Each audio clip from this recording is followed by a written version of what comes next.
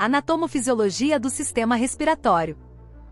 O sistema respiratório é responsável por garantir a oxigenação do corpo, realizar a eliminação do dióxido de carbono e manter o equilíbrio ácido-base. É um sistema complexo e de extrema importância para o nosso organismo.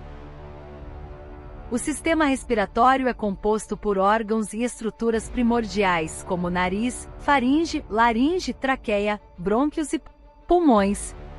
A inspiração inicia-se com a entrada do ar pelas narinas, que é filtrado, aquecido e umedecido pela mucosa nasal. Em seguida, o ar passa pela faringe e laringe, que seguem rumo à traqueia e se dividem em bronquíolos e bronquíolos terminais, chegando aos alvéolos pulmonares. A laringe é composta por músculos e cartilagens e contém as cordas vocais, responsáveis pela produção do som da fala. Além disso, a laringe também impede que a comida ou líquidos entrem nas vias respiratórias durante a deglutição. A faringe tem a função de fazer a passagem do ar inalado e dos alimentos ingeridos até os outros órgãos dos sistemas respiratório e digestório, respectivamente. Durante o percurso, o ar e o alimento nunca se encontram, devido a mecanismos que bloqueiam a entrada de cada um nas vias erradas, evitando o engasgo. A traqueia é uma estrutura tubular que se divide em dois brônquios, que por sua vez, se ramificam em bronquíolos, chegando até os alvéolos pulmonares, responsáveis pela troca gasosa. Os múltiplos anéis cartilaginosos e as placas cartilaginosas das paredes brônquicas evitam o colapso dessas estruturas pela pressão transpulmonar. Os brônquios são grandes tubos que se ramificam a partir da traqueia e se dividem em bronquíolos menores, que por sua vez se ramificam ainda mais até chegar aos alvéolos pulmonares. Os alvéolos são as estruturas responsáveis pela troca gasosa entre o ar inspirado e o sangue presente nos capilares pulmonares. Trocas gasosas da respiração. A troca gasosa acontece nos alvéolos pulmonares, onde ocorre a passagem do oxigênio do ar para o sangue, e a eliminação do dióxido de carbono do sangue para o ar. Esse processo é possível graças à diferença de pressão parcial entre o ar dentro dos alvéolos e o sangue que passa por eles. Durante a inspiração, o ar penetra nos pulmões através dos bronquíolos, que se ramificam até formar os alvéolos. No interior dessas pequenas bolsas de ar, há uma fina camada de células chamada epitélio alveolar, que permite a passagem do oxigênio do ar para o sangue e a eliminação do dióxido de carbono dos capilares para o ar expirado. Essa troca gasosa ocorre através de um processo conhecido como difusão, no qual as moléculas de oxigênio e dióxido de carbono se movimentam do local de maior concentração para o de menor concentração. No caso dos alvéolos, a concentração de oxigênio no ar é maior do que no sangue, enquanto a concentração de dióxido de carbono é menor, o que favorece a entrada de oxigênio na corrente sanguínea e a saída de dióxido de carbono para o ar. Além de permitir a troca gasosa, os alvéolos também desempenham outras funções importantes no sistema respiratório, como a produção de surfactante pulmonar, uma substância que ajuda a reduzir a tensão superficial nas paredes alveolares e facilita a expansão dos pulmões durante a inspiração. Mecânica da ventilação pulmonar. Os pulmões podem ser expandidos e contraídos por duas maneiras. Por movimentos de subida e descida do diafragma para aumentar ou diminuir a cavidade torácica, que correspondem à respiração tranquila e normal. Durante a inspiração, a contração diafragmática puxa as superfícies inferiores dos pulmões para baixo. Depois, durante a expiração, o diafragma simplesmente relaxa, e a retração elástica dos pulmões, da parede torácica e das estruturas abdominais comprime os pulmões e espelha o ar. O segundo tipo de movimento se dá pela elevação e depressão das costelas, com a adjunta contração de músculos abdominais, para aumentar e diminuir o diâmetro anteroposterior da cavidade torácica, o que corresponde à respiração vigorosa, mais ofegante, onde a força extra é obtida, principalmente pela contração da musculatura abdominal, que empurra o conteúdo abdominal para cima, contra a parte inferior do diafragma, comprimindo, dessa maneira, os pulmões. Pressões que causam o movimento do ar para dentro e para fora dos pulmões.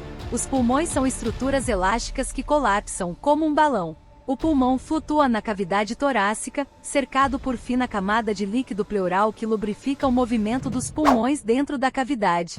A pressão pleural é a pressão que está presente dentro da cavidade torácica entre as duas camadas da pleura, uma camada que envolve os pulmões e a outra que reveste as paredes torácicas. Essa pressão é essencial para a respiração e é influenciada por vários fatores. Durante a inspiração, a contração do diafragma, dos músculos intercostais e outros músculos respiratórios aumenta o volume da cavidade torácica. Isso gera uma redução na pressão pleural em relação à pressão atmosférica, permitindo que o ar entre nos pulmões. Já durante a expiração, os músculos relaxam e o volume da cavidade torácica diminui.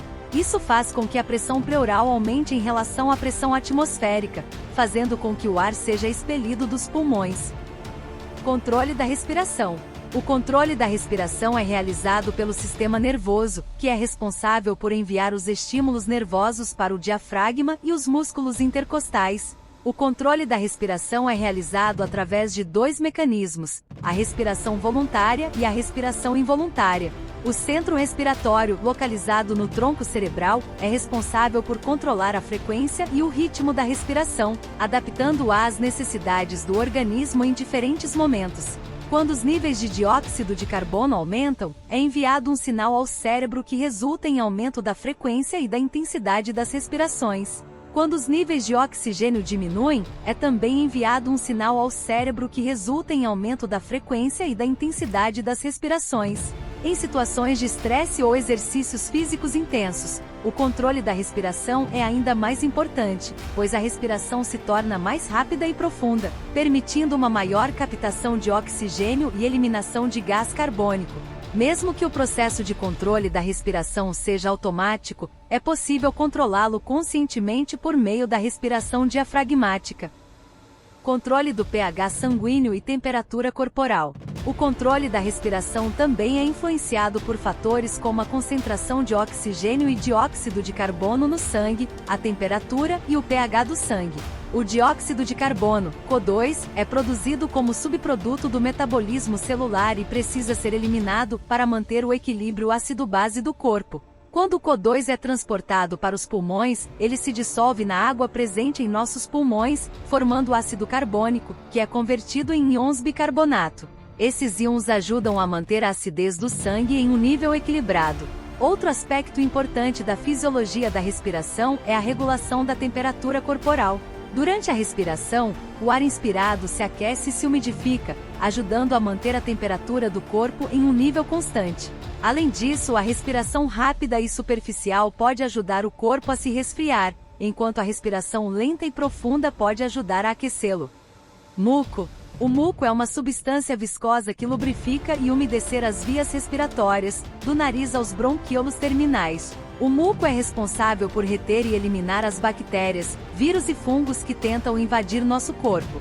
Ele contém enzimas e anticorpos que auxiliam no combate a esses agentes, tornando-se uma barreira contra possíveis infecções. Outra função importante do muco é filtrar as impurezas presentes no ar que respiramos. Através dos movimentos dos cílios presentes nas células das vias respiratórias, o muco retém as partículas de poeira e outros elementos que podem prejudicar a nossa saúde. Em seguida, o muco é expelido por meio de espirros ou tosse.